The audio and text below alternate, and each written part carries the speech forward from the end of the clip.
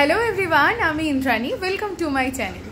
আজকে অনেকটাই সকাল সকাল ঘুম থেকে উঠেছি, কারণ মা, মাসি আর মিত্রি এক জায়গায় গিয়েছে। ওরা আসবে সন্ধ্যের সময়, তো তখন সেই জন্য উঠেছি। উঠে দেখলাম আমার ফোনে একটু সমস্যা হচ্ছে, তো ভাবলাম তখনই যে স্যামসাং কেয়ার গেলে যদি সলভ হয়ে যায় বা কিছু।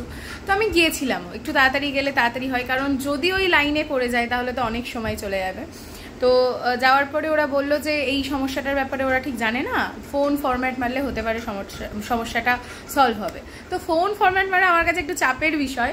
আমি ওখানে দাঁড়িয়েই মানে বাইরে এসে দাঁড়িয়ে চেষ্টা করলাম, তো আমি পেরেছি। সকাল থেকে পারলাম না, কেয়ারের সামনে দাঁড়িয়ে যাই হোক পেরেছি।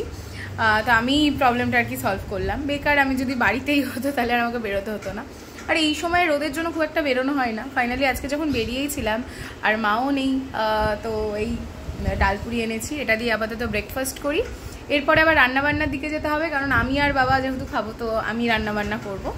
তো আগে এখন চটপট করে খেয়ে নিই। এমনিতেই আমার রান্নাবান্নার কথা থাকলে বা মানে বাবার আমি থাকলে, বাবা আমাকে অত বেশি রান্নাবান্না করতে বারণই করে। তার মধ্যে আজকে আবার শনিবার, আরও তেমন কিছু রান্নাবান্না করার নেই।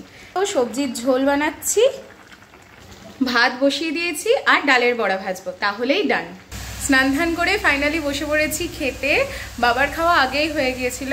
ভাত, সবজি ঝোল, ডালের বড়া আর দই, এই হলো আমার আজকের লাঞ্চ।